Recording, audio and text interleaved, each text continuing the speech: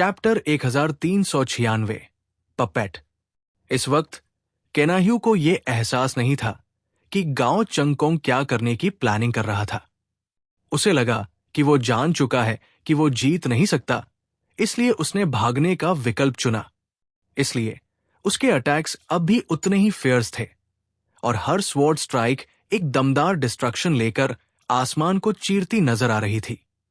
गांव चंगकोंग ने केनाह्यू के हर अटैक से बचने की पूरी कोशिश की और हर बार वो ग्रिम रीपर की साइड की धार पर नाच रहा था। आखिरकार रेजिडेंशियल एरिया में पहुंचकर वो तेजी से लोगों की बस्ती में घुस गया। ये जगह नैश कंट्री के टीनाखों वाले लोगों से भरी हुई थी और केनाह्यू की बड़ी वाली अटैक एबिलिटी ट्यूरेंट रिस्ट्रिक्ट हो गई और वो उसे आसानी से यूज नहीं कर सकता था। इस वक्त उसे एहसास हुआ कि गांव चंगकोंग नागरिकों को अपनी ढाल बनाने की कोशिश कर रहा है। GHIT कीड़ा। केनाह्यू ने ठंडी सांस ली। वो जोर से चिल्लाया, सब लॉग टोरेंट इस जमीन से चले जाओ और डोर छिप जाओ। टीनाखो वाली जाति के अर्बन एरिया में ह्यूमंस बहुत कम थे, इसलिए गांव चंगकोंग के लिए छिपना बहुत आसान था। केनाह्यू की योजना थी पहले एरिया को खाली कराया जाए, फिर बाकी सिविलियंस को जाने दिया जाए और उसके बाद एक wide range clean up attack किया जाए। हालांकि गांव चंगकोंग के रेजिडेंशियल जोन में उतरने के बाद उसने भागने की कोशिश नहीं की जैसा कि केनाह्यू ने सोचा था, बल्कि उसके चेहरे पर एक क्रूर मुस्कान आ गई। डाडा डाडा। घोड़े के खुरों की आवाज तेजी से पास आ रही थी। गांव चंगकोंग ने पीछे मुड़कर विशाल सेंटर की ओर देखा और फिर अचानक एक जवान लड़के की ओर झपट पड़ा जो उसे आश्चर्य से देख रहा था। उसने लड़के का कॉलर पकड़ा और उसी मोमेंट उसके हथेली में एक रहस्यमयी ताबीज प्रकट हुआ। कठपुतली सील। फिजिकल कांटेक्ट के जरिए टारगेट को टेम्परेरीली एक पपेट में बदला जा सकता है और उसे अपनी इच्छा के अनुसार एक्शन करने के लिए मजबूर किया जा सकता है। उनके थॉट्स को नहीं छीना जा सकता, लेकिन उनका बॉडी कंट्रोल जरूर लिया जा सकता है। लड़का कुछ समझ भी नहीं पाया था कि क्या हो रहा है और उसका शरीर अचानक बेकाबू हो गया। गांव चंगकोंग ने उसका कॉलर पकड़ा और एक पेड़ को हिलाने की कोशिश कर रही चींटी की तरह उस मैसिव बॉडी को सीधे दूर खड़े केनाह्यू की ओर फेंक दिया। जब केनाह्यू ने यह देखा, वो गुस्से से भर गया। लड़का डर के मारे चिल्लाया। केनाह्यू को इंस्टेंटली समझ में आया कि लड़के के साथ कुछ गड़बड़ है, लेकिन फिर भी उसने हाथ बढ़ाया और उसे पकड़ लिया और जैसे हाय उसने लड़के को पकड़ा, लड़का अचानक एक गुब्बारे की तरह फूल गया। बूम। केनाह्यू के हाथ में एक जोरदार एक्सप्लोजन हुआ। उसके हथेली पर एक जला हुआ निशान आ गया। एक्सप्लोजन से उसके बॉडी को कोई मेजर डैमेज नहीं हुआ था, लेकिन अपने ही फेलो सिविलियंस को एक नीच और निर्दयी छे के हाथों मरते देखकर उसे और भी रेज महसूस हुई। ये कीड़ा, में आर जा। केनाह्यू ने गांव चंगकोंग पर फाइनल हमला करने की कोशिश की, लेकिन जब उसने ऊपर देखा तो सामने का सीन देखकर उसकी आंखें सिकोड़ गई, क्योंकि अब तक गांव चंगकोंग ने पूरे इलाके में केओस फैला दिया था। उसने हाई एक्सप्लोसिव्स का मैसिव यूज किया, बिल्डिंग्स को कोलैप्स कर दिया और कई जगह आग लगा दी। टीनाखो वाले लोग डर के मारे चीखते हुए बाहर भागे। सड़कों पर भीड़ जमा हो गई। गांव चंगकोंग भीड़ के ऊपर एक छत पर खड़ा था, एक अजीब सी कोल्ड नजरों से सबको देखता हुआ, फिर सीधा केनाह्यू की ओर देखा। एक पल में ही केनाह्यू को गांव का इरादा समझ में आ गया। वो गुस्से में दहाड़ते हुए बिजली की रफ्तार से उसकी तरफ दौड़ा, लेकिन गांव चंगकोंग को मालूम था कि वो डायरेक्ट फाइट में केनाह्यू का मुकाबला नहीं कर सकता, इसलिए उसने पूरी तैयारी कर रखी थी। अपने छोटे कद और एजिलिटी का यूज करते हुए वो क्राउड के बीच डाइव कर गया। जैब तक केनाह्यू अपने फेलो सिविलियंस को इग्नोर नहीं कर सकता और ना ही बाकी जनरल की तरह सबको अंधाधुंध मार सकता है। तब तक वो गांव चंगकोंग को शॉर्ट टाइम में पकड़ नहीं पाएगा। इस समय केनाह्यू को यह एहसास नहीं था कि गांव चंगकोंग क्या करने की योजना बना रहा था। उसे लगा कि वो हार नहीं सह सकता, इसलिए उसने भागने का ऑप्शन चुना। इसलिए उसके अटैक्स अब भी उतने ही भयंकर थे और हर स्वॉर्ड स्ट्राइक ऐसा लगता था जैसे आसमान को चीर रही हो। गांव चंगकोंग ने कैनाह्यू के हर हमले से बचने की पूरी कोशिश की और हर बार वो ग्रिम रीपर की दरांती की धार पर नाच रहा था। आखिरकार रेजिडेंशियल एरिया में पहुंचकर वो तेजी से लोगों के रहने की जगह में घुस गया। ये जगह नैश कंट्री के 3 आंखों वाले लोगों से भरी हुई थी और कैनाह्यू की वाइड रेंज अटैक एबिलिटी तुरंत रिस्ट्रिक्ट हो गई और फ्रीली यूज नहीं की जा सकी। अब उसे समझ आया कि गांव चंगकोंग सिविलियंस को ह्यूमन शील्ड्स की तरह इस्तेमाल करने वाला है। घृणित कीड़ा। कैनाह्यू ने ठंडी सांस ली। वो जोर से चिल्लाया, सभी लोग तुरंत इस जगह से चले जाओ और दूर छिप जाओ। 3 आंखों वाले जनजातीय एरिया में ह्यूमंस बहुत कम है, इसलिए गांव के लिए छुपना आसान था। कैनाह्यू की प्लान थी कि पहले एरिया को खाली कराया जाए, फिर सिविलियंस को बाहर निकाल दिया जाए और फिर टेरिटरी को पूरी तरह साफ करके हमला किया जाए। लेकिन जैसे ही गांव चंगकोंग इस रेजिडेंशियल एरिया में उतरा, उसने भागने की कोशिश नहीं की, बल्कि उसके चेहरे पर एक क्रूर मुस्कान उभरी। डाडा डाडा। घोड़े के टापों की आवाज तेजी से पास आती जा रही थी। गांव ने पीछे मुड़कर उस विशाल सेंटर की तरफ देखा, फिर अचानक नीचे झपटा और एक टीनेजर की तरफ उड़ गया जो उसे हैरानी और शक से देख रहा था। उसने उस लड़के का कॉलर पकड़ा और अचानक उसकी हथेली में एक मिस्टीरियस ताबीज प्रकट हुआ। Puppet seal. फिजिकल कांटेक्ट के जरिए किसी भी टारगेट को टेम्पररीली अपनी पपेट में बदला जा सकता है और उसे अपनी इच्छा से ऑपरेट करवाया जा सकता है। उनके थॉट्स तो नहीं छीने जा सकते, लेकिन उनके बॉडी मूवमेंट्स पूरी तरह कंट्रोल किए जा सकते हैं। लड़के को समझ ही नहीं आया कि क्या हो रहा है और उसका शरीर अचानक बेकाबू हो गया। गांव चंगकोंग ने उसका कॉलर पकड़कर एक विशाल पपेट की तरह कैनाह्यू की ओर घुमा दिया। जब कैनाह्यू ने यह देखा तो वो रेज से भर गया। लड़का डर के मारे चिल्ला रहा था। कैनाह्यू को पता था कि उसमें कुछ गड़बड़ है, लेकिन फिर भी उसने हाथ बढ़ाकर उसे पकड़ लिया। जैसे ही उसने उसे पकड़ा, लड़का अचानक गुब्बारे की तरह फूला। बूम! कैनाह्यू की हथेली में एक जोरदार ब्लास्ट हुआ। उसकी हथेली जल गई, लेकिन इतनी ताकतवर बॉडी पर इसका ज्यादा असर नहीं हुआ। लेकिन अपने ही लोगों को इस तरह मरते हुए देखना, यह उसके गुस्से की सीमा को पार कर गया। हे यू फिल्दी वर्म, मर जा! वो गांव चंगकोंग की तरफ भागा, लेकिन जब उसने सिर उठाया, उसने जो देखा उससे उसकी पुतलियां सिकुड़ गई। गांव ने पूरे स्लम एरिया में केओस फैला दिया था। उसने एक्सप्लोसिव्स का यूज किया, घरों को जलाया और पैनिक क्रिएट कर दी। लोग सड़कों पर चिल्ला रहे थे, हर जगह भगदड़ मची थी। गांव चंगकोंग एक छत पर खड़ा था, ऊपर से भीड़ को देख रहा था। फिर कैनाह्यू की ओर देखा। कैनाह्यू ने उसकी इंटेंट समझ ली थी। वो रेज में आकर लाइटनिंग स्पीड से गांव की ओर बढ़ा, लेकिन गांव चंगकोंग को पता था कि वो डायरेक्ट फाइट नहीं जीत सकता, तो वो भीड़ में गायब हो गया। जब तक कैनाह्यू सिविलियंस की जान की परवाह करता है, तब तक वो गांव को नहीं पकड़ सकता। गांव ने हर डायरेक्शन में पपेट सील्स लगा दिए थे और ये लोग 1 मिनट के अंदर ह्यूमन बॉम्ब्स बन चुके थे। बूम! एक आदमी फटा, उसके साथ आसपास के कई लोग भी मारे गए। चीख पुकार, अफरातफरी और मौत का तांडव शुरू हो चुका था। भीड़ घबराकर उसी डायरेक्शन में भाग रही थी जहां और भी लोग थे, जिससे गांव का मकसद पूरा हो रहा था। Boom boom boom! एक के बाद एक ब्लास्ट हो रहे थे। चैप्टर 1397, द पेटी मैन। इस दुखद दृश्य ने कैनाह्यू को फ्यूरियस कर दिया। नैश एक शांतिपूर्ण देश है। उन्होंने वर्षों से कोई वो नहीं देखा है और धरती पर अपकलिप्स जैसी स्थिति का तो सवाल ही नहीं उठता। इसलिए जब गांव चंगकोंग ने 3 आंखों वाले लोगों का बेहरमी से कत्ल किया, तो कैनाह्यू को ऐसा लगा जैसे कोई हार्टलेस मॉन्स्टर अपने ही लोगों को स्लॉटर कर रहा हो। उसके गले से एक गुस्से भरी दहाड़ निकली। वो चाहता था कि अभी और इसी वक्त गांव को अपने भाले और तलवार से छेद डाले। लेकिन सामने था नरसंहार इनोसेंट सिविलियंस का, जिनका इस लड़ाई से कोई लेना देना नहीं था।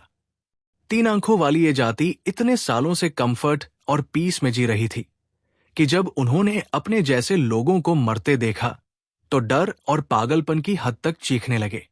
दृश्य इतना क्योटिक था कि कैनाह्यू अकेले सिचुएशन को कंट्रोल नहीं कर पा रहा था। ऊपर की मिलिट्री पहले से ही डिप्लॉयड थी, इसलिए रिलीफ देने के लिए ट्रेन सोल्जर्स की भी यहां कमी थी। बूम बूम बूम, विस्फोट एक के बाद एक होते चले गए। बहुत सारे लोग ब्लास्ट से नहीं बल्कि भगदड़ में कुचल कर मारे गए। कैनाह्यू को अब तुरंत कंट्रोल लेना था, नहीं तो अगर गांव चंगकोंग का यह हमला जारी रहता तो पूरे अंडरग्राउंड सिटी के 3 आंखों वाले लोग मारे जाते। वो आसमान में उड़ा और अपनी एडवांस्ड सेंट ट्रैकिंग एबिलिटी का उपयोग करके उन लोगों को ढूंढने लगा जिन पर पपेट सील्स लगे थे। वो सील्स अपने ऊपर ट्रांसफर करके बार बार लोगों को बचाने की कोशिश कर रहा था, लेकिन सारा डैमेज खुद झेल रहा था। दूसरी तरफ गांव चंगकोंग ने कोई रिमोर्स नहीं दिखाया। अगर हम एक ही जाति नहीं हैं तो बराबरी की भावना क्यों रखें? उसका मानना था कि जैसे इंसान मवेशियों को खाते हैं वैसे ही ये लोग ह्यूमंस को खाते हैं। न क्रुएल्टी न काइंडनेस, बस सर्वाइवल और सुपीरियरिटी। तो अब कैसा लगा ये तरीका? गांव ने अपनी कठपुतलियों को एक्टिवेट किया और भीड़ में खड़े सैकड़ों लोग एक साथ कैनाह्यू की ओर भागे। और फिर बूम, सभी एक साथ फट गए। इस मैसिव ब्लास्ट ने आसपास के सैकड़ों 3 आंखों वाले लोगों की जान ले ली। कैनाह्यू चाहता तो पास आने से पहले उन सभी को मार सकता था, लेकिन उसे अपने ही लोगों को मारना मंजूर नहीं था। उसकी यही हेजिटेशन उसे ब्लास्ट के सेंटर में ले गई और इतना पावरफुल होने के बावजूद उसका बॉडी घायल हो गया। खून बह रहा था। अब वो हर्ट था, इमोशनली भी और फिजिकली भी। असल बात यह थी कि गांव चंगकोंग ने कभी उसे उसका पूरा स्ट्रेंथ यूज करने का मौका ही नहीं दिया। स्लम में सिविलियंस के बीच फाइट होने की वजह से कैनाह्यू को लगातार अपने स्ट्रेंथ को कंट्रोल करना पड़ा। गांव जैसे एक चतुर गंदे माउस के लिए यह परफेक्ट बैटलफील्ड था, जहां वो चुपके से आकर अचानक हमला कर सकता था। शेमफुल? यस। इफेक्टिव? एब्सोल्युटली। गांव चंगकोंग ने कैनाह्यू को सोचने का मौका नहीं दिया। भले ही उसकी रीबर्थ प्रेडिक्शन एबिलिटी ने कैनाह्यू को हराने का मेथड निकाल लिया था, लेकिन उसने कभी ह्यूमन नेचर पर भरोसा नहीं किया।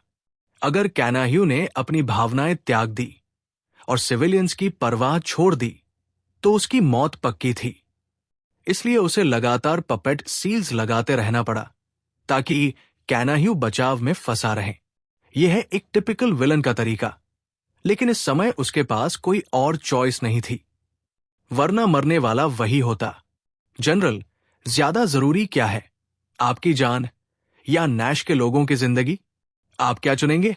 कैनाह्यू की स्पीड बिल्कुल भी स्लो नहीं थी। वो भीड़ के बीच से जैसे व्हाइट लाइटनिंग की तरह गुजरा। एक बड़े हाथ ने तेजी से मार्क किए गए हर 3 आंखों वाले मेंबर की बॉडी की एनर्जी को एब्जॉर्ब कर लिया और फिर ब्लड रेड आइज के साथ गांव चंगकोंग का पीछा किया। चाहे वो 3 आंखों वाले लोगों की जान हो या गांव की, वो दोनों चाहता था। गांव चंगकोंग को उम्मीद नहीं थी कि कैनाह्यू इतना डिसाइसिव और रूथलेस होगा और उसकी एफिशिएंसी इतनी हाई होगी। बट स्टिल उसने वो अचीव कर लिया जो वो चाहता था। जब तक कैनाह्यू पपेट सील्स को एब्जॉर्ब करता रहेगा, उसकी बॉडी में हिडन डैमेज अक्यूमुलेट होता रहेगा। हर बार डैमेज इतना बड़ा नहीं होता, बट लगातार होने से उसकी कॉम्बैट पावर पर असर जरूर पड़ेगा। तब तक गांव चंगकोंग फ्रंट लाइन में आकर उससे लड़ सकेगा। ऑफ कोर्स अभी नहीं, जब इतने सारे 3 आंखों वाले लोग एडवांटेज की तरह अवेलेबल हैं, तो उसे अपनी एज को मैक्सिमाइज करना ही होगा। स्वुश स्वुश स्वुश। गांव एक छोटे गोल्डन माउस की तरह स्लम्स में इधर उधर डांट कर रहा था और उसके हाथों से लगातार पपेट सील्स निकल रहे थे। किसी को मारना इजी है, पर किसी को बचाना हार्ड। हर बार जब वो सील छोड़ता, कैनाह्यू को उसे ट्रेस करना पड़ता, उसे न्यूट्रलाइज करना पड़ता और एब्जॉर्ब भी करना पड़ता। उसकी बॉडी में एनर्जी का बर्स्ट होना शुरू हो गया था और उसकी आर्म्स नम होने लगी थी। दिल डूबने लगा था। वो समझ गया कि ये सस्टेनेबल स्ट्रैटेजी नहीं है। लेट या सून एक ऐसा मोमेंट आएगा जब वो गांव और इन तीन आंखों वाले लोगों की टैक्टिक से एग्जॉस्टेड हो जाएगा। उल्धो वो सब समझ रहा था, फिर भी वो हेल्पलेस था। अपने लोगों को मरते हुए देखना उसकी फितरत में नहीं था। उसका ब्लड रेज में बॉल हो रहा था। भागते हुए उस छोटे गाय को देखकर कैनाह्यू बुरी तरह फ्यूरियस हो गया। उसने जोर से दहाड़ते हुए अपने हाथ में पकड़ा विशाल स्पेयर और स्वॉर्ड सीधा गांव की तरफ थ्रो कर दिया। वो वेपन्स गांव के कंपैरिजन में एक पिलर जैसे थे। कैनाह्यू के हाथ से निकलते ही उन्होंने मिसाइल की तरह उसे टारगेट कर लिया। स्पीड इतनी ज्यादा थी कि हवा में सोनिक बूम ने आसपास के लोगों के कान फाड़ दिए। लोग डर के मारे चीखने लगे। गांव को इंस्टेंटली लगा कि वो पावरलेस है। डॉज करना इम्पॉसिबल था। उसने तुरंत अपने हाथों को जार की शेप में मोड़ा और उस उड़ते स्पेयर और स्वॉर्ड की दिशा में फेस किया। एक्वेरियस सील, उसका पूरा बॉडी एक सेक्रेड ट्रेजर जार में बदल गया। ऐसा जार जो किसी भी इंपैक्ट को एब्जॉर्ब कर सकता था। बूम! स्पेयर और स्वॉर्ड सीधे एक्वेरियस सील से टकराए। गांव की सबसे पावरफुल डिफेंस टेक्निक। सील ने कैनाह्यू के पावरफुल अटैक को रेजिस्ट किया, लेकिन 1 सेकंड से भी कम में उस पर क्रैक्स दिखने लगे। क्रैक! सील टूट गया और गांव को पूरी स्ट्रेंथ से हिट किया गया, जिससे वो हजारों मीटर दूर जा गिरा और ढेरों घर तबाह हो गए। कैनाह्यू ने जमीन पर अपने चारों हूव्स पटके और स्काई की ओर चार्ज किया। ब्लैक चैरियट लेवल की पावर इतनी टेरिफाइंग थी कि 17,000 पॉइंट कैपेबिलिटी इंडेक्स वाला व्हाइट चैरियट एलियन गांव भी इसे सहन नहीं कर सका। वो ग्राउंड पर गिरा। हाथ में वो विशाल स्पेयर और स्वॉर्ड अभी भी एम्बेडेड थे। स्वॉर्ड की नोक ने उसके अकालनाथ आर्मोर और कॉम्बैट सूट को पियर्स कर दिया था और मैसिव ब्लीडिंग शुरू हो गई थी। मल्टीपल डिफेंस लेयर्स के बावजूद इस सिंगल स्ट्राइक ने उसे हेवी डैमेज दिया। गांव ने पूरी ताकत से वेपन निकालकर उसे फेंका और उसकी कॉम्बैट सूट ने तुरंत ब्लड लॉस रोकने के लिए पेन किलर्स और हीलिंग ड्रग्स इंजेक्ट किए। चैप्टर 1398 ग्रीफ ऑफ कार्नाह्यू। मॉडर्न चिकित्सा ने उसकी जान तो बचा ली, लेकिन अगर उसके पास वो एडवांस्ड हाईटेक कॉम्बैट सूट नहीं होता तो ये स्ट्राइक उसकी आधी से ज्यादा फाइटिंग कैपेबिलिटी खत्म करने के लिए काफी थी। यूसी, वो वेपन गांव चंकों के हथियार से कई गुना बड़ा था। जरा भी चूक होती तो गांव लिटरली 2 टुकड़ों में बंट जाता। अभी वो डेथ के एज पर था। गांव ने अपनी आंखें उठाई। उनमें ठंडी चमक थी और अंदरूनी अंगों के डैमेज के कारण उसके मुंह से ब्लड निकल रहा था। उसके सामने लाइटनिंग की स्पीड से आता हुआ जायंट सेंटो कैनाह्यू उसे सीधा क्रश करने आ रहा था। गांव ने टीथ ग्रिट किए और फिर से स्लम्स में घुस गया, लेकिन अब कैनाह्यू ने अपना वेपन वापस शीथ कर लिया था और इसका फायदा उठाकर गांव चंकों के स्लम बेस्ड अटैक्स और ज्यादा इंसेन हो गए। अब वो जेंडर, एज या स्टेटस की बिल्कुल परवाह नहीं कर रहा था। जो मिला उस पर पपेट सी लगा दिया। पहले तो उसने खुद को कंट्रोल किया था, क्योंकि वो कैनाह्यू को कंप्लीटली प्रोवोक नहीं करना चाहता था, लेकिन अब उसने ये तय कर लिया था कि वो कैनाह्यू को पनिश करेगा। पपेट सील के 2 मेन इफेक्ट्स हैं। एक, पपेट को ब्लास्ट कर देना और दूसरा, पपेट को कंट्रोल करना। अब उसने सभी पपेट्स को एक ही जगह गैदर करने के बजाय उन्हें अलग अलग डायरेक्शंस में भागने दिया, ताकि कैनाह्यू किसी को सेव न कर सके। फिर उन्हें क्राउड में घुसने दिया और एक एक करके डिटोनेट कर दिया। जब कैनाह्यू वहां पहुंचा तो उसे चारों ओर भागते हुए डजन्स ऑफ पपेट बॉम्बर्स मिले, बट कोई भी सेव नहीं हो सका। कुछ ही देर में हर डायरेक्शन से ब्लास्ट की आवाजें आने लगी। वे पपेट्स जिनके चेहरे इमोशनलेस थे, उन्होंने अपने ही लोगों की टेरिफाइड आईज में हंसी उड़ाते हुए विस्फोट कर दिया।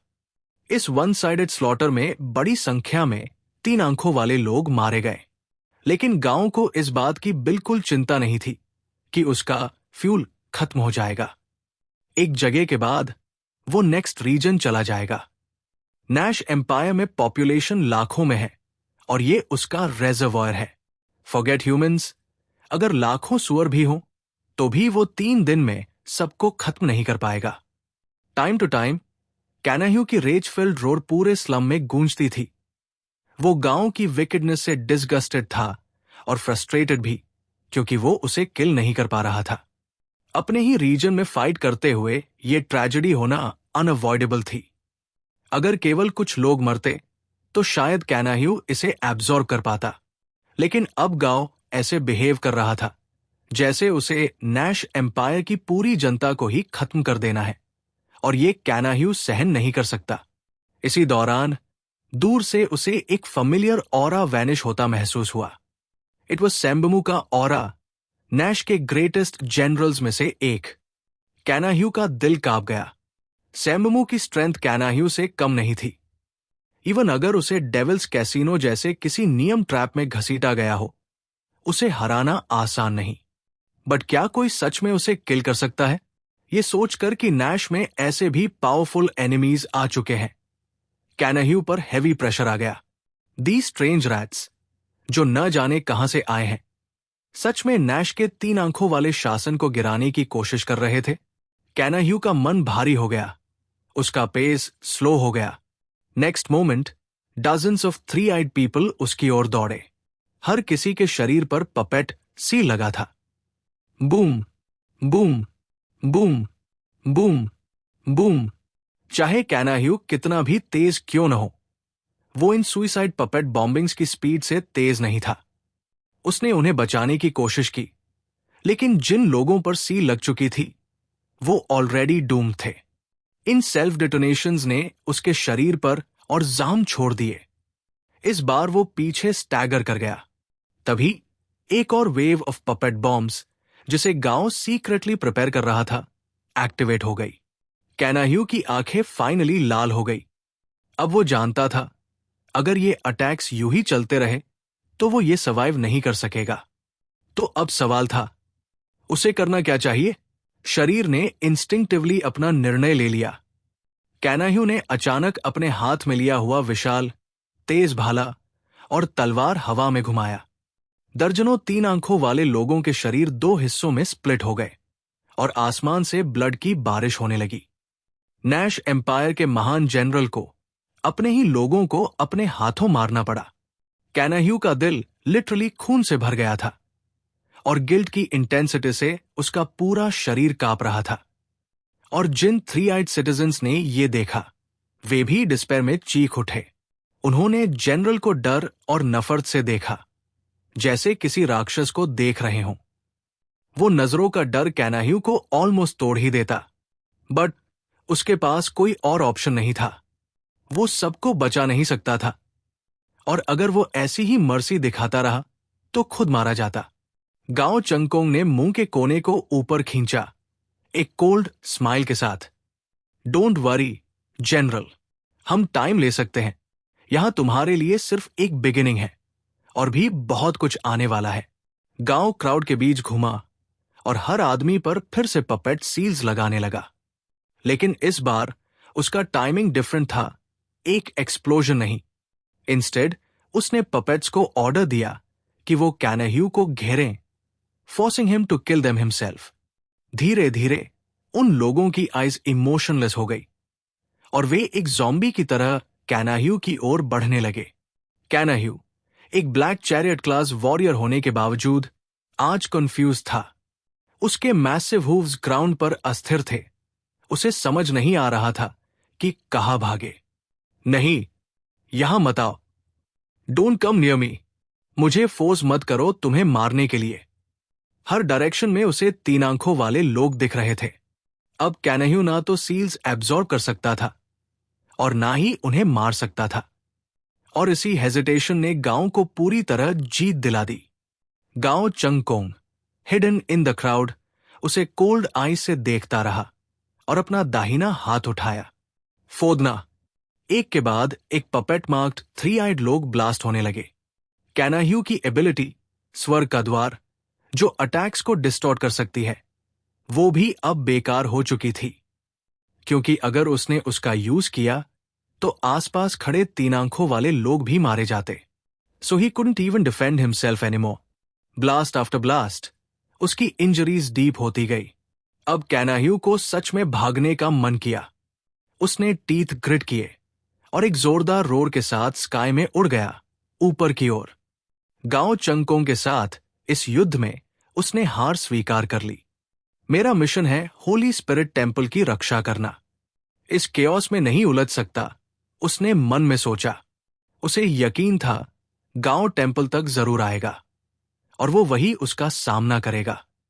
लेकिन गांव भी ये बात अच्छी तरह जानता था। अगर कैनाह्यू इस युद्ध में फुली फ्री हो गया तो वो गांव को बिना एफर्ट मारेगा। सो फिर गांव कैसे उसके पीछे पीछे चल सकता था? Chapter 1399, deceived bye honour. उसने आकाश में उड़ते हुए पेगासस को देखा और उसके मुंह के कोने पर एक भयावह और डरावनी स्माइल उभर आई। भागो, अगर तुम भागोगे तो मैं यहां सबको मार डालूंगा। गांव चंगकोंग को इस समय पहले से ही पता था कि नैश देश के कई महान सेनापति अन्य बैटलफील्ड पर बिजी हैं, इसलिए अब कोई और एप्सिलॉन लेवल वॉरियर उसे रोकने नहीं आएगा। अब पूरा नैश उसका प्लेग्राउंड था और वह इन 3 आंखों वाले लोगों को जैसे चाहे वैसे मार सकता था। गांव ने अपने हाथ में गोल्डन डिवाइन स्वॉर्ड उठाई। झुग्गियों के ऊपर से एक ब्रिलियंट डिवाइन ग्लो उभरी, जैसे अंधकार में उगता हुआ सूरज। सेक्रेड येट डेडली ऑरा हवा में भर गई। कैनाह्यू ने गांव के शब्द नहीं समझे, लेकिन उसकी आवाज में छुपे मर्डरस इंटेंट को वो साफ महसूस कर सकता था। जब उसने आसमान में गांव की स्वॉर्ड एनर्जी को देखा, उसकी प्यूपिल्स सिकुड़ गई। इस वक्त नैश एम्पायर में कोई और जनरल कॉम्बैट रेडी नहीं था। सिर्फ वही था जो इस क्रूएल डीमन किंग को रोक सकता था। गांव चंगकोंग का रवैया किसी इंडिविजुअल हत्या का नहीं था, वो तो मानो पूरी जाति का सहार करने निकला हो। रुक जाओ, नीच इंसान, तुम मुझे आम नागरिकों की जान से धमका रहे हो। तुम बेशर्म नहीं, तुम शेमलेसनेस के भी पार चले गए हो। कैनाह्यू ने गुस्से में आसमान में छलांग मारी और अपने हाथ में उठाए गए स्पेयर एंड ब्लेड को तेजी से घुमाया। एक विशाल स्वॉर्ड वेव गांव की ओर बढ़ी। गांव को पता था प्लान सक्सेस हो गया है। उसने जोर से हंसते हुए अपनी सन सील स्वॉर्ड की डिवाइन स्लैश हवा में छोड़ी। दोनों एनर्जीज टकराई और नतीजा मरे फिर से 3 आंखों वाले नागरिक ही। कैनाह्यू का दिल लिटरली टुकड़े टुकड़े हो गया। 3 आइड ट्राइब की रिप्रोडक्शन रेट बहुत कम होती है, हर एक लाइफ कीमती है, और इस युद्ध में हजारों ऑलरेडी मर चुके थे। A gentleman is most easily defeated by his own virtues. कैनाह्यू एक ऑनरेबल जनरल था, एक नोबल सोल्जर, लेकिन ये जातीय युद्ध है जहां सर्वाइवल और विक्ट्री ही अल्टीमेट ट्रूथ है। गांव ने बस कैनाह्यू की मूल्य प्रणाली का इस्तेमाल किया। इस बीच नैश शहर के कुछ एलीट वॉरियर्स कैनाह्यू की मदद के लिए आए, लेकिन उनकी स्ट्रेंथ गांव से बहुत कम थी। बिलो एप्सिलॉन फाइटर्स सिर्फ एंड्स हैं, वे गांव को इस मास्कर से नहीं रोक पाए। आखिरकार एक सैनिक अपने आप को रोक नहीं पाया और जनरल से कहा, जनरल, अगर ये यूं ही चलता रहा तो सब मर जाएंगे। पीछे मत हटिए, नागरिकों पर भी वार कीजिए। कैनाह्यू की आंखें फड़कने लगी। उसने अपना स्पीयर और ब्लेड और टाइट पकड़ लिया। एक पल को उसने सच में सोचा, क्यों न सब कुछ ऑब्लिटरेट कर दूं? लेकिन फिर क्या वो ऐसा कर सकता है? क्या एक ऐसे सोल्जर ने जो पीसफुल एरा में जन्मा है अपने ही लोगों का मास स्लॉटर कर सकता है? कैनाह्यू नहीं कर सका, because this isn't a history book जहां हजारों मौतें सिर्फ एक लाइन होती है। गांव का ऑनस्लॉट जारी रहा। मोर ह्यूमन बॉम्ब्स उड़ते हुए कैनाह्यू की तरफ आने लगे। उनकी संख्या, घाव और केओस बढ़ता ही गया। आखिरकार कैनाह्यू snapped, if I am going to die anyway, let it be in battle. गांव चंगकोंग, जो भीड़ में छिपा हुआ था, अब सीधे कैनाह्यू का टारगेट बन गया। कैनाह्यू ने एक जोरदार स्ट्राइक किया और उसके रास्ते में जो भी आया सब मारे गए। गांव चंकों को पहले से अंदाजा था कि ऐसा मोमेंट जरूर आएगा। इट्स ह्यूमन नेचर, निराशा में लोग वो रास्ता चुनते हैं जिसमें सबसे कम नुकसान हो। लेकिन अब तक गांव चंकोंग ने इन ह्यूमन बॉम्ब्स के जरिए कैनाह्यू को भारी नुकसान पहुंचा दिया था। वो हंसा। अपने ही हाथों से अपने ही लोगों को मारना अच्छा नहीं लगता, है ना general? But this is just the beginning. गांव ने फिर इन 3 आंखों वाले लोगों को शील्ड्स की तरह इस्तेमाल करना शुरू कर दिया। वे बहुत नाजुक थे, कैनाह्यू के स्पेयर और स्वॉर्ड के सामने ड्राई ट्विग्स जैसे, ईजिली पियर्स्ड। लेकिन इससे फर्क नहीं पड़ता। गांव जानता था, एक जनरल जो अपने लोगों के लिए इतनी कंसर्न रखता है और अपनी पब्लिक इमेज की इतनी परवाह करता है, वो ज्यादा दिन मेंटली स्टेबल नहीं रह पाएगा।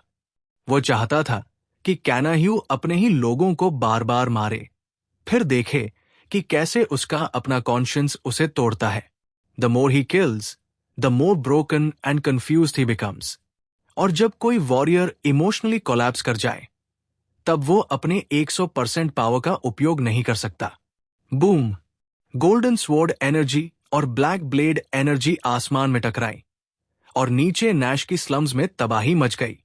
गांव और कैनाह्यू दोनों घायल नहीं हुए, पर जो 3 आंखों वाले लोग भाग नहीं सके, वो सब कत्ल कर दिए गए, चंक बाय चंक। रो आर रर। कैनाह्यू की चीख मानव जैसी नहीं थी। वो एक इंजर्ड बीस्ट की तरह दहाड़ रहा था।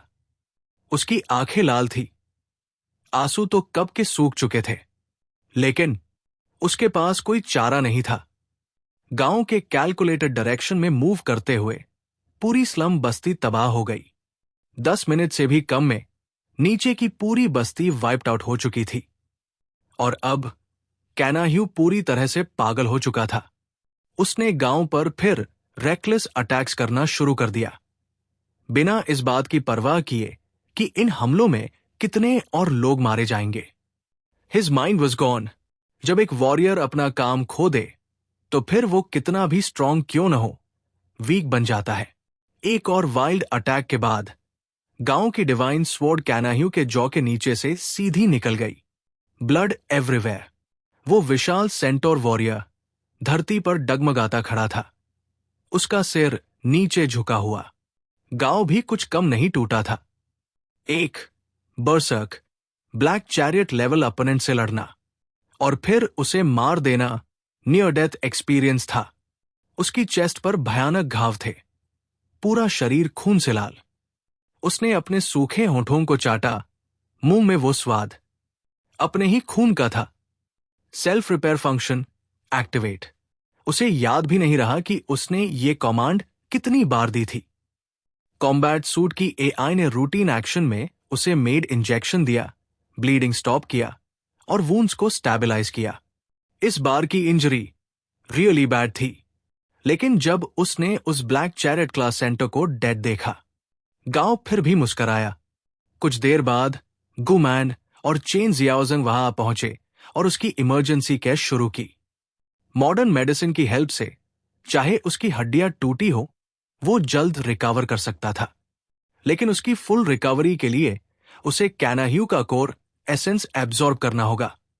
इसके बाद उसे फिर रेस अगेंस्ट टाइम करनी थी, ताकि वो होली स्पिरिट टेम्पल तक पहुंच सके। झंग यी ने मुझसे एक स्टेप पहले अपना टारगेट हरा दिया है। झंग यी ने मुझसे एक स्टेप पहले अपना टारगेट हरा दिया है। वो जरूर से पहले होली स्पिरिट हॉल तक पहुंच जाएगा। मैं पीछे नहीं रह सकता। अध्याय 1410 सर्कुलर कॉरिडोर। सेम्बमू का एसेंस एब्जॉर्प्शन बहुत तेजी से हुआ। एनर्जी ट्रांसफर के जरिए उन्होंने अपनी खोई हुई शक्ति को जल्दी से रीगेन कर लिया। हालांकि अगर इस पावर को पूरी तरह एब्जॉर्ब करके अपनी स्ट्रेंथ बढ़ानी हो, तो उसे काफी टाइम लग जाएगा।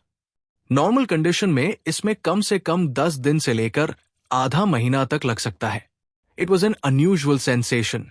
झांग यी के लिए एलियन की ओरिजिन अभी भी एक मिस्ट्री ही है।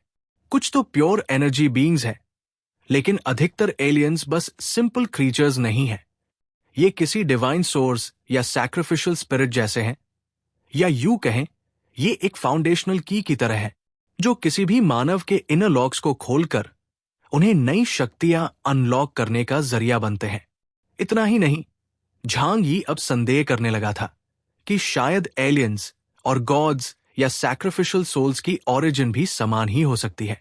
सैम्बमू का एसेंस एब्जॉर्ब करने के बाद भी आसपास के दूसरे बैटलफील्ड्स पर लड़ाइयां अभी भी खत्म नहीं हुई थी।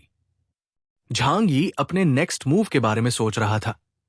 Should I go to the holy spirit hall? उसने अपना सिर हिलाया। ये अप्रोच शायद ठीक नहीं था। अगर सच में holy spirit temple Nash empire की सुप्रीम पावर को रिप्रेजेंट करता है, तो उसकी सिक्योरिटी भी अत्यंत सख्त होगी। अगर झांग यी अकेला होता, तो वो ये रेकलेस मूव कभी नहीं करता। सोचने के बाद उसने डिसाइड किया, अगर मैं अकेले आगे बढ़ा तो मजा भी अधूरा रहेगा। क्यों न कुछ और लोगों को साथ लाया जाए? वो वहीं रुक गया, इंतजार करने लगा कि बाकी बैटलफील्ड के फाइट्स खत्म हो, फिर वो दूसरों से डिस्कशन कर सके। कुछ देर बाद झंगझू और ली की लड़ाइयां भी खत्म हो गई। जब झांग यी पहुंचा, तब झंगझू पहले ही देजी और संगजिया टेम्पल के मंक वॉरियर्स के साथ मिलकर सर्कुलर कॉरिडोर से होली स्पिरिट हॉल की ओर बढ़ रहा था। जैसे ही झंग यी वहां पहुंचा, अंडरटेकर, अंत्येष्टिकर्ता, ने उसकी ओर देखकर शांति से सिर हिलाया। डोनर केओस, लगता है तुमने अपनी समस्या सॉल्व कर ली। झंग यी ने मुस्कुराकर उसकी ओर देखा। उसके चेहरे पर वही शांत भाव था, इतना शांत कि कोई यह भी न कह पाए कि अभी कुछ देर पहले ही ये इंटेंस वॉर से निकला है। क्या तुम्हारे साथ भी ऐसा ही नहीं हुआ? झंग यी ने कैजुअली रिप्लाई किया। अंडरटेकर मुस्कुराया, पर कुछ नहीं कहा। अंडरटेकर ने सिर्फ टेम्पररीली ली को सील किया था, जबकि झंग यी ने सैम्बमू को खत्म ही कर दिया था। सील कितनी देर टिकेगा, ये पूरी तरह इस बात पर निर्भर करता है कि क्या ली उस मेंटल इल्यूजन से कभी बाहर आ पाएगा या नहीं। शायद वो जीवन भर उसी भ्रम में फंसा रह जाए। मास्टर झंग, अंडरटेकर की ओर देखकर झंग यी ने कहा, अब समय है कि हम कुछ साफ साफ बात करें। आप हमें यहां लाए हैं, कम से कम कुछ बेसिक जानकारी तो शेयर कर ही सकते हैं। It's not too much to ask, right? Holy spirit temple के बारे में सब कुछ बहुत मिस्टेरियस है और झंग यी ब्लाइंड मूव नहीं लेना चाहता था। उसे उम्मीद थी कि अंडरटेकर कुछ इनसाइट देगा, बट सरप्राइजिंगली अंडरटेकर, देजी और बाकी सभी ने धीरे से अपना सिर हिला दिया। हम इस जगह के बारे में सिर्फ कुछ एंशिएंट बुद्धिस्ट स्क्रिप्चर से जानते हैं। इवन लॉर्ड जेसन ने भी कभी डीमन अबिस के अंदर तक एंट्री नहीं की थी। They only reached demon empire और वापस लौट आए, क्योंकि अंडरग्राउंड एनवायरनमेंट उनके अनुकूल नहीं था। मैं बस सेंट्स द्वारा बताए मार्ग का पालन कर रहा हूं, राक्षसों को भगाने आया हूं। अंडरटेकर के शब्द सिंसियर थे, दिल से निकले हुए। झंग यी ने थोड़ी देर के लिए भौहें सिकोड़ी। उसे याद आया कि जब वो यहां आया था तो यहां के लोगों के साथ लाइवस्टॉक जैसा व्यवहार हो रहा था, जैसे उन्हें आउटर वर्ल्ड के मानवों के बारे में कुछ भी न पता हो। ऐसा लग रहा था कि अंडरटेकर की बातें सच है। नैश देश का इतिहास बेहद प्राचीन है, शायद मानव सभ्यता से भी ज्यादा पुराना। अब आगे क्या? क्या तुम सीधे होली स्पिरिट टेम्पल पर अटैक करने वाले हो? झंग यी ने ऊपर आसमान में लटके उस विशाल महल की ओर इशारा करते हुए पूछा। टेम्पल तक पहुंचने के लिए एक लंबा संकरा सर्कुलर कॉरिडोर है, इतना पतला कि जैसे किसी ने स्काई पैलेस को सिर्फ एक चॉपस्टिक के सहारे हवा में टिका दिया हो। अंडरटेकर ने हाथ जोड़े और बेहद सेक्रेड और सीरियस एक्सप्रेशन के साथ बोला, बुद्धा ने हमें यहां लाकर छोड़ा है। ड्यून सेक्ट के प्रोटेक्टर के रूप में मेरा कर्तव्य है कि इस ईविल जगह को मिटा दूं, चाहे इसके लिए हमें अपने प्राणों की आहुति क्यों न देनी पड़े। हमें नैश को धरती से मिटाना ही होगा। झंग यी ने सिर हिलाया, आर्म्स फोल्ड करते हुए बोला, तुम्हारे जैसे नरभक्षी रेस का फ्यूचर में सर्वाइव करना इंसानों के लिए खतरा ही बनेगा। बेटर है कि तुम यही खत्म हो जाओ। अगर तुम होली टेम्पल पर हमला करने जा रहे हो, then I am with you. मैं दूसरों से कांटेक्ट करता हूं, हम सब साथ में चलेंगे। झंगी पहले तो सबको साथ ले जाना चाहता था, लेकिन जब उसने देखा कि ये मंक तो सीधे जान देने को तैयार है, तो उसने प्लान बदल दिया। Let them go first, let them test the temple's defence. वो मुड़ा ही था कि देजी ने हाथ बढ़ाकर उसे रोक लिया। सर हुंदून, एक मोमेंट रुको। टेम्पल बहुत डेंजरस हो सकता है, हमें साथ चलना चाहिए ताकि हम एक दूसरे का ख्याल रख सकें, राइट? झंग यी के होंठ थोड़े फड़के। I forgot this old fox is still sharp.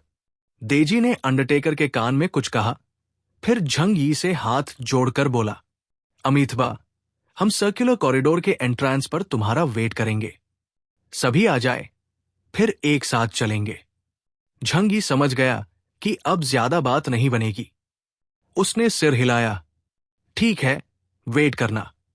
In fact उन सब में सिर्फ वही था जो पूरे नैश एम्पायर में मिनटों में ट्रैवल कर सकता था। बाकी लोगों के पास ना इतनी स्पीड थी, ना कम्युनिकेशन टूल्स जो लॉन्ग रेंज सिग्नल सपोर्ट करें। लेकिन झंग यी के लिए ये कोई इशू नहीं था। कुछ देर में झंग यी उस रीजन में पहुंचा जहां राउंड टेबल नाइट्स थे। कम्युनिकेशन डिवाइस के जरिए उसने तुरंत लांसलॉट से कांटेक्ट किया और संगजिया टेम्पल मंक्स का संदेश पहुंचाया। लांसलॉट ने बिना झिझके अग्री कर लिया। हम यहां किसी रैंडम ट्रेजर के लिए नहीं आए, हम अल्टीमेट रिवॉर्ड लेने आए हैं। ऑफ कोर्स हम होली टेम्पल जरूर जाएंगे। झंग यी ने फिर वही मेथड यूज करके गांव चंकों की टीम से कांटेक्ट किया। इस बार जवाब खुद गांव ने नहीं, उसकी लवर गू मैन ने दिया। गांव अभी भी अपनी इंजरी से रिकवर कर रहा था और झंग यी के मोटिव से थोड़ा कॉशियस था। लेकिन गू मैन के समझाने पर कुछ समय बाद गांव ने भी सर्कुलर कॉरिडोर के पास मीट करने के लिए अग्री कर लिया। और इसी के साथ journey into the demon Abish का यह भाग अपने अंतिम मोड़ पर पहुंच गया। The final battle is near. अध्याय 1401, दी गेटकीपर। आधे घंटे बाद झंग यी की टीम अंडरटेकर के नेतृत्व में मंक्स, राउंड टेबल के नाइट्स और गांव चंकों की अगुवाई में गरुड़ा वॉरियर्स सर्कुलर कॉरिडोर के एंट्रेंस पर इकट्ठा हुए। उनके पीछे 3 आंखों वाले लोगों की लाशें पहाड़ सी जमा हो चुकी थी। ज्यादातर बॉडीज 3 आइड ट्राइब के सैनिकों की थी जो इन आउटसाइडर्स को रोकने आए थे। लेकिन चारों ग्रेट जनरल्स की हार के बाद बाकी कौन टिक सकता था? सीन बहुत ट्रैजिक था। लाशों के ढेर और खून की नदियां। इस नजर से देखे तो झंग यी और उसके लोग क्रूर इन्वेडर्स लगते थे, लेकिन रियलिटी ये है, जातियों के बीच की लड़ाइयां केवल सर्वाइवल और टेरिटरी के लिए होती है। जस्टिस या इनजस्टिस इनकी कोई जगह नहीं।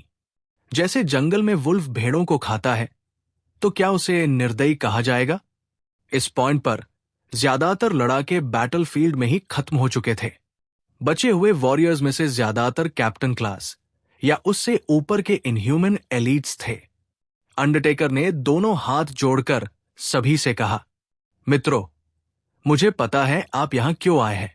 हम सब उस आपदा के सोर्स को खत्म करना चाहते हैं जिसने हजारों सालों से हिम क्षेत्र को तबाह किया है, और जो चीज आप चाहते हैं वो भी इसी टेम्पल में है। तो आइए एक साथ चलें और एक साथ विजय पाए। झंग यी ने सिर हिलाया। अब जब इतना दूर आ ही चुके हैं तो पीछे हटने का कोई सवाल ही नहीं। गांव चंगकोंग और लांसलॉट भी साइलेंटली अग्री कर गए। सबने मिलकर उस नैरो स्टोन ब्रिज पर चढ़ना शुरू किया, उस मैजेस्टिक टेम्पल की ओर बढ़ते हुए जहां नैश किंगडम का अल्टीमेट राजत्व मौजूद है। झंग यी को लगा था कि रास्ते में उन्हें जरूर किसी रेजिस्टेंस का सामना करना पड़ेगा, लेकिन हैरानी की बात, शुरू से लेकर एंड तक कोई नहीं सामने आया। शायद नैश की लीडरशिप को भी एहसास हो गया था कि आम सैनिक इन आउटसाइडर्स को नहीं रोक सकते। लेकिन तभी झंग यी के मन में एक तेज और गहरी फीलिंग आई, जैसे कोई बहुत एंशिएंट और टेरिफाइंग चीज उसे घूर रही हो। ये उसका इंट्यूशन था जो उसे उसकी टाइम बेस्ड एबिलिटी से मिला है। उसने ऊपर देखा टेम्पल धीरे धीरे पास आ रहा था। डेंजरस ऑरा, झंग यी ने सॉफ्टली कहा। गाओ चंगकोंग ने दूर से पूछा, क्या हुआ लाओ झंग, कुछ महसूस हुआ? झंग यी ने बेमन से जवाब दिया, लाओ गाओ, ज्यादा फ्रेंडली मत बनो, ये जगह खतरनाक लग रही है। उसने गहरी सांस ली और सोचा, this danger is worse than what I felt beneath Mount किनलिंग। नैश की 3 आंखों वाली रेस ने उन्हें उतना टॉर्मेंट नहीं किया था जितना बाई लोंगजी की ट्राइब ने किया था। शायद 2 अलग सिविलाइजेशंस हैं। जैसे ह्यूमन नेशंस के बीच भी स्ट्रेंथ में फर्क होता है। अब तक जिन 4 जनरल्स का सामना उन्होंने किया था वो ब्लैक चैरियट लेवल पर थे, स्ट्रॉन्ग बट नॉट इनविंसिबल। शायद इस बार नैश किंगडम के जरिए हमें अंडरग्राउंड रेस का असली फेज देखने को मिलेगा। झंग यी को लगने लगा था, इस बार मैं खाली नहीं लौटूंगा। गॉड सोर्स जैसे ट्रेजर्स तो एक साइड की बात है, सबसे बड़ी गेन होगी इतिहास की सच्चाई जानना। धीरे धीरे सभी लोग होली स्पिरिट टेम्पल के मैसिव द्वार के पास पहुंचे। डोर इतना ऊंचा और ग्रैंड था कि दूर से देखने पर ऐसा लगता जैसे आसमान में सस्पेंडेड कोई डिवाइन पैलेस हो। रीगल और टेरिफाइंग। जैसे जैसे वे होली स्पिरिट टेम्पल के बिल्कुल करीब पहुंचे, सभी को इसकी मैसिव साइज और भव्यता का एहसास हुआ। अगर कोई अपनी पूरी गर्दन ऊपर उठाकर भी देखे तब भी उसके शिखर तक पहुंचना मुश्किल है।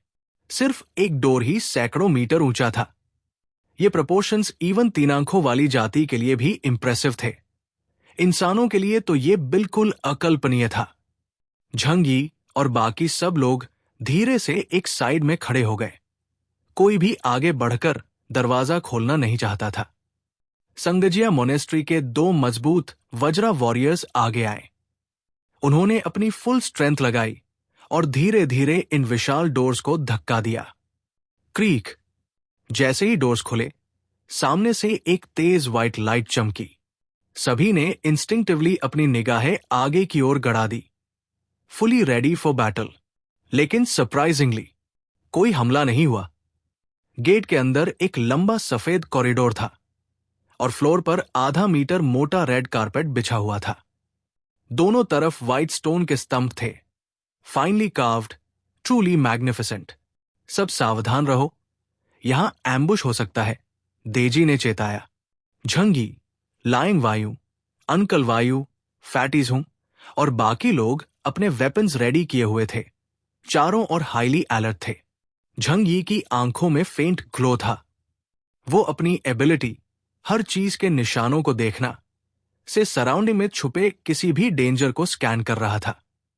पूरा ग्रुप धीरे धीरे कॉरिडोर में आगे बढ़ा। सरप्राइजिंगली कोई 3 आंखों वाला सोल्जर नहीं दिखा। साइलेंस गहराती गई। कॉरिडोर के एंड पर उन्हें एक और जाइगैंटिक डोर दिखाई दिया। उसके सामने रखी गई थी एक विशाल थ्रोन लाइक चेयर, जिस पर बैठा था एक आर्मोर्ड जाइंट। उसका शरीर मानवीय प्रोपोर्शंस में भी इमेंसली बल्की था।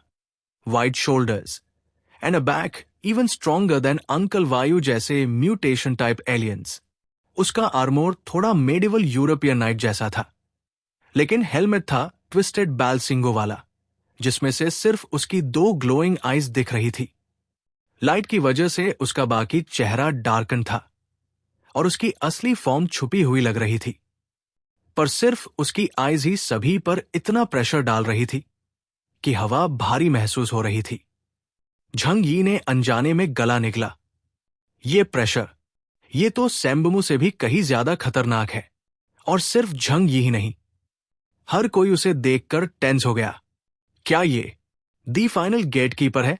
लांसलॉट की आंखों में सीरियसनेस थी, लेकिन उसके लिप्स पर थी एक कोल्ड वॉरियर स्मर्क। जो भी हो, अगर ये सामने खड़ा है तो दुश्मन ही होगा। सबने अपने वेपन्स रेडी कर लिए।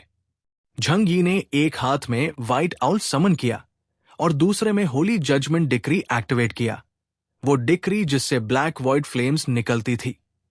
गाओ चंगकोंग ने गोल्डन सन स्वॉर्ड उठाई। लांसलॉट ने भी अपनी विक्ट्री स्वॉर्ड रेडी कर ली। सब रेडी थे अटैक करने के लिए, लेकिन उस आर्मोर्ड जायंट ने अपनी साइड में रखी हुई एक्स उठाई नहीं। इंस्टेड उसने धीरे से अपना राइट हैंड उठाया और सभी की ओर पॉइंट किया। तुम लोग बहुत बुरे समय पर आए हो। दिस इज ट्रबलसम, बट मेयर पास अभी तुम्हें सजा देने का टाइम नहीं है, तो थोड़ा शांत हो जाओ। इतना कहने के बाद उसने अपनी फिंगर स्नैप की। अगला मोमेंट पूरा स्पेस उनके सामने डिस्टॉर्ट होने लगा, जैसे कोई पुराने कपड़े की तरह फट रहा हो। झंग यी को एक जाने पहचानी एनर्जी महसूस हुई। ये तो स्पेशल पावर है और ये हम सबको रैप कर रही है। Dear viewers, please subscribe for more content. There is no cut in the story. Enjoy. Thanks.